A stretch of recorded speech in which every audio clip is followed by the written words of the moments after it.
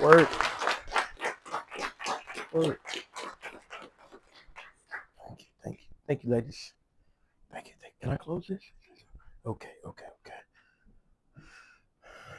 Make sure. Can everybody hear me good? I'm good. I always wonder what to do when people are reading my bio. Do I just act like I don't hear them, or do I just kind of, do the whole? Y'all too serious today. Can y'all lighten up a little bit? Okay, it's gonna be okay. I'm not gonna show you to death. I feel like a lot of you all have had enough of that. So, if you want to stay with me throughout this process, I think we'll be okay for the next 15 or 20 minutes. Is that okay? Now, if anybody in here gets sleepy, I'm throwing slides on immediately. Okay. Oh man. All right. So I want to start by asking you all a question. By show of hands, how many of you have been told by a doctor, a teacher, a parent, you are what you eat? Raise your hand. How many of you have heard that?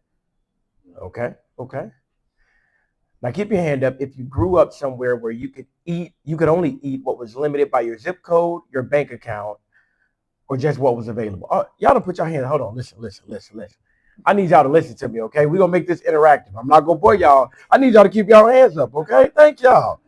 Man, this how y'all operate? Okay, look, y'all supposed to welcome me from Chicago now. Okay? You know what I mean? Now let's try that again. Now with those hands up, how many of you have been told that you can only eat what was limited by your zip code, your bank account, or just what was available? Okay, still got some hands up. That's perfect. You can put your hands down now because that's the gap right there between what we know and what people have access to. That gap is my entire career. Now, again, my name is Dion Dawson. I'm the founder and chief dreamer of Beyond Chicago Dream, a nonprofit social enterprise tackling food security with logistics, quality produce, and job creation. I'm also the CEO of Cosmic Crate, a software company helping small and medium businesses clean up inventory, customer, and delivery operations. More on that later. But all in all, I'm a dual CEO. I'm also a kid from Chicago, from the South Side, who started a food organization because the community needed me to. And I said yes before I fully knew what that meant. I just decided to go with it. Now, as you can tell by my intro, I am not a nutritionist. I know that's a tight gang, a tight knit community. So I'm not gonna act like I'm a nutritionist. I'm not a researcher, and I don't have a PhD. I do, however, have a big head. All right, I do. Some people may say it's full of ideas. Others might say I just might need a bigger hat when I get out there in the rain. Okay, it's okay. What I do have though is 11 years of being in the trenches, building something from nothing, failing publicly, scaling improbably, and learning, most importantly, that food access, nutrition, health equity, and community are not four separate issues. They're one. They're one issue. And if you don't fix all four at once, you're not fixing any of them. I didn't start out trying to be a food is medicine organization. While on the south side of Chicago, I looked around and saw something that nobody should see. I saw neighbors being hungry. I saw neighbors being hungry also because food, not that food didn't exist, but because the system to get to them was broken. That's why I started. Grocery stores had left and they're still leaving. Pantry lines were out the door and they still are. And people were making impossible decisions between paying a light bill and buying groceries, choices that they still make to this day. So we started a community fridge, stocking it every single day. Now, what happened when we saw that the community fridge wasn't enough? We listened, we evolved, and we started delivering food boxes directly to households. That's it. Nothing fancy, a truck, some produce that we purchased, and a whole lot of stubbornness. But here's what I noticed almost immediately, right? And I want you to think about this because this is the important part of every project, every research study, every extension program in this room. The people we were serving weren't just hungry, they were sick. Diabetes, hypertension, heart disease. And they were sick specifically in ways that were connected to what they were eating or couldn't eat. I didn't have a clinical vocabulary for it back then, but I had eyes. And the data that was right in front of me showed up in every single delivery. Because 5 of the 10 leading causes of death amongst Black Chicagoans are diet related. That's 57% of all deaths.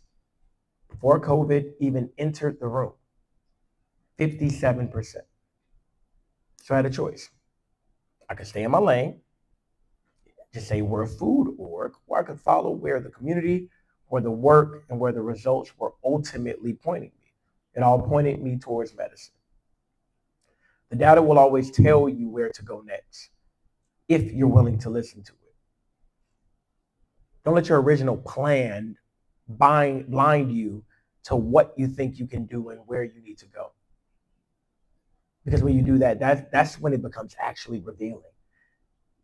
Let me tell you what happened when we stopped thinking small. We built a logistics model, not a charity model. Most food organizations are built on volunteers, donations, and prayers.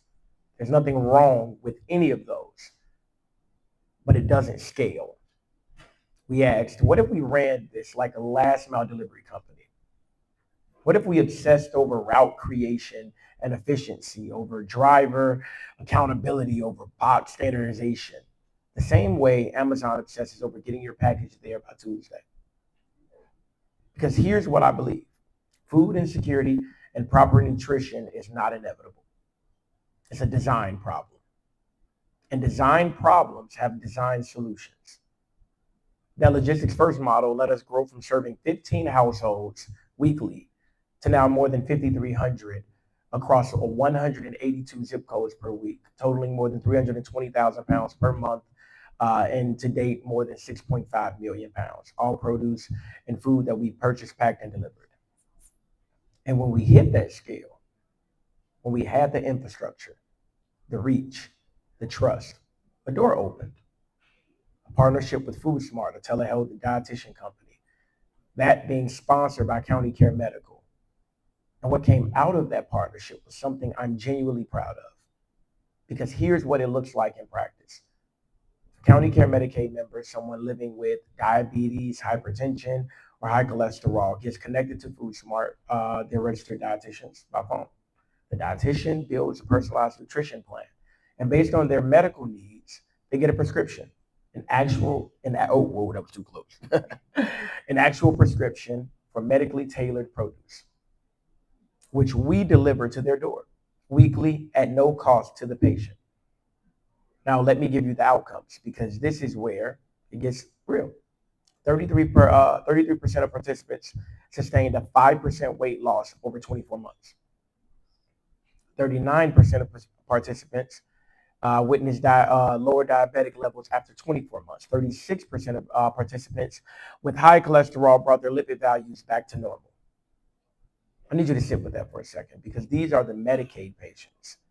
These are the people the healthcare system have historically underserved. And food, fresh produce, delivered to their door moved those numbers.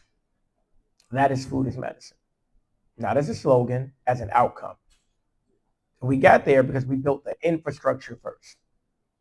You can't do food as medicine.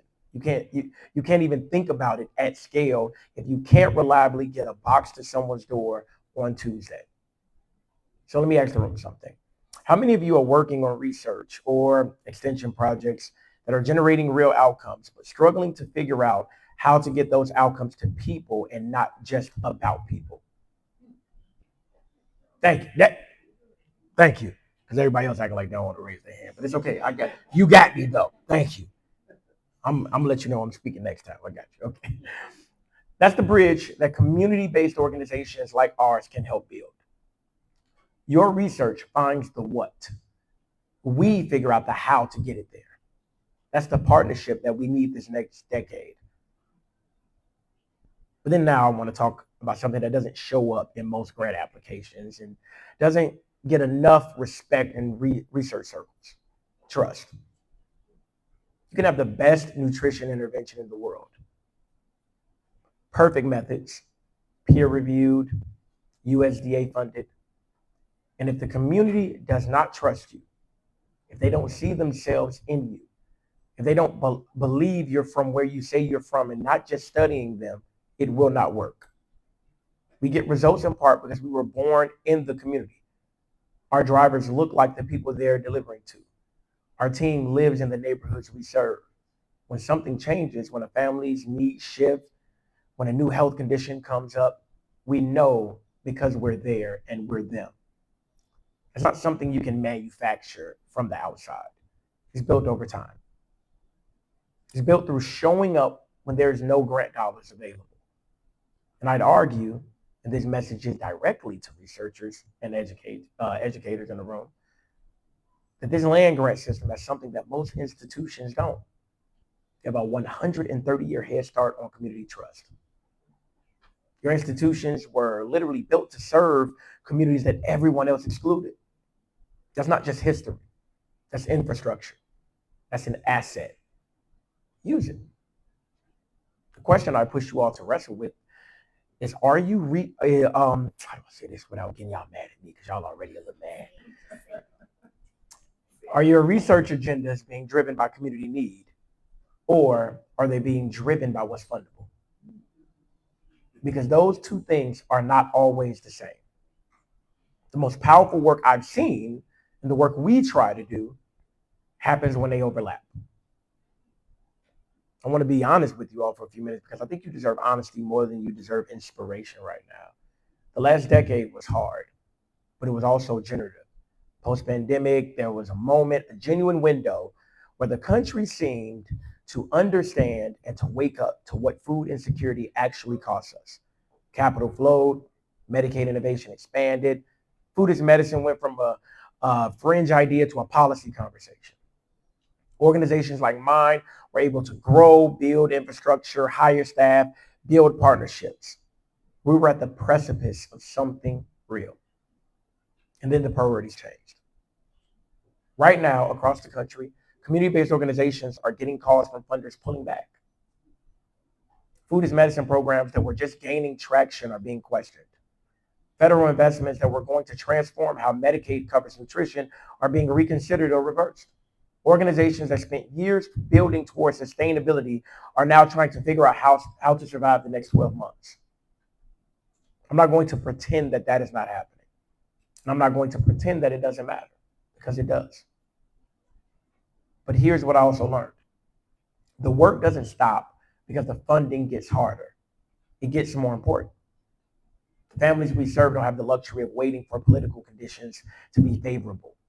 Diabetes doesn't pause during budget debates. Heart disease doesn't wait for a better administration.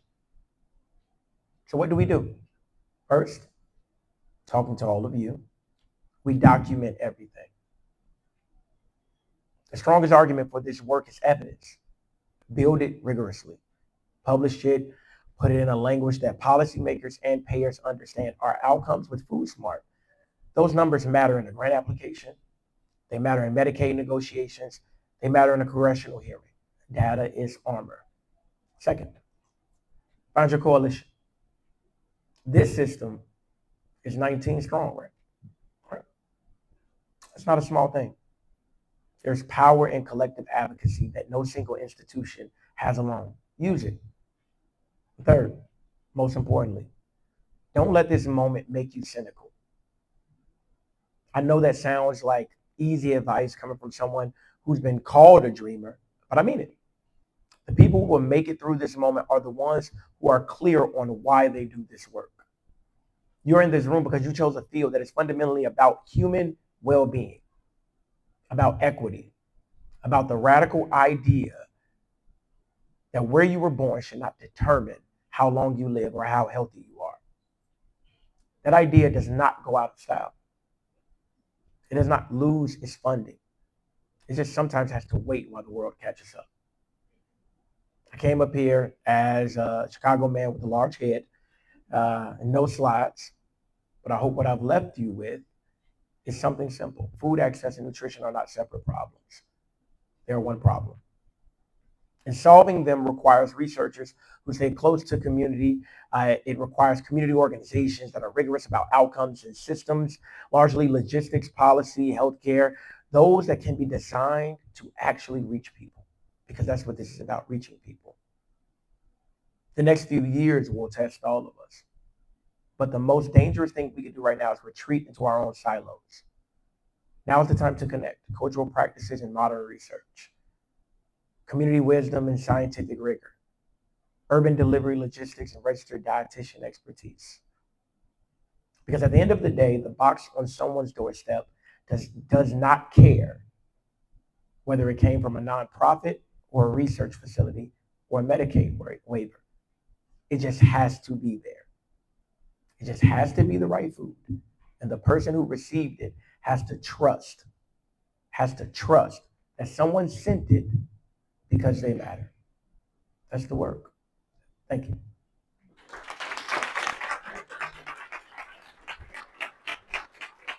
Do you have any question? We'll take a question or two for Dion. Yes. I have two questions. Uh-oh, you done broke. You a rule breaker already. No, talk to me. Talk to me. First question is, I'm a Chicago native. So, What? Where you from? I'm on 73rd right off the line. South Side. Okay. All right, brother.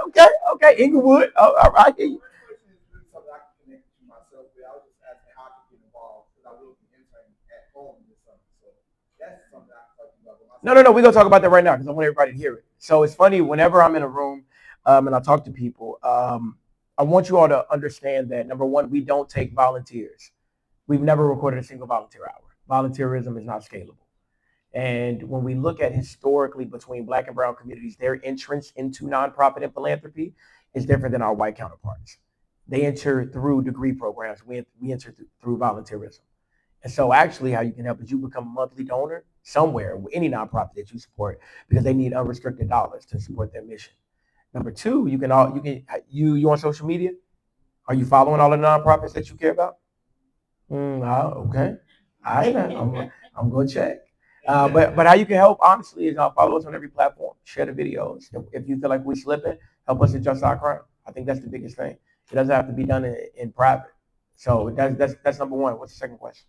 So it's kind of fact, but as a young professional who is interested in agriculture and sustainable policy, investment for food and natural resources, and again, as a native of Chicago, I have firsthand experience with the food deserts and the homeless rates and poverty rates in Chicago. And what are the barriers that you are seeing with the local government, and as someone who hopefully the next decade will get involved in those conversations and that policy, what is something that you think I should bring into those spaces that's important? So you know what's crazy is most places we go, whenever we have young people in the room, a lot of times we wait until they ask a question that we think is appropriate to then clap for them. I want to tell you why your question actually angered me is because you think you have to wait over a decade or any time between now. So all of the work that we've done, even Katie, my director of policy right there, we're actually introducing a bill this spring session. And you're talking about a guy that 7 years ago didn't even know what that meant. So number one, you are not a bystander in this democracy. So don't even think that you can't go out tomorrow and will your way toward whatever you want to. Number two, I think that when we talk about even at the national policy level or locally everywhere, I find it fascinating that we all don't agree on what the information we're basing our opinion off of is. If I asked everybody in here right now to close your eyes and hold up your fingers for how many different parts of the food system there is, all of you all would have different fingers up because we don't talk about what we agree on to then make our decision. When we talk for us locally and what I've seen in Chicago, I had a funder come to me and say, listen, we can't just really fund something that is only local to Chicago. We need a tide that rises all boats. I didn't pitch them at that moment. I stopped and I thought about that. And what I realized and what the bill that Katie is heading up for us, it really establishes three main roles in the food system that historically has not been represented in legislation. That's warehousing, technology, and logistics. Because when we talk about the food system, we very rarely talk about how to get food somewhere. In the age of technology and AI, we don't talk about how that's impacting our food system. When we talk about where that food will be stored and how it needs to be stored so that it's healthy and that it's still good and that's at the proper temperature, we don't talk about warehousing. So just for us, when you talk about what we've learned from logistics, I think it's important that not only we see ourselves as local players, but we see ourselves as part of the national picture. And me actually thinking bigger has allowed me and our team to be way more impactful as a result. So I mean, that's just some ways. But for me to you and anybody in this room that's under 25, um, I really want you to understand that I don't need you to wait for permission because we see right now that a lot of our um, our people in Congress have a problem with letting go. So, more power to everybody that's been in office for 65 years. But the world is different. And it's not to say that we're disrespecting them, but, I do believe that I can do anything. And as a result, I wake up every single day operating in that power. Any other questions? Did I answer your question? Appreciate it. And of course, we're going to connect. So, absolutely.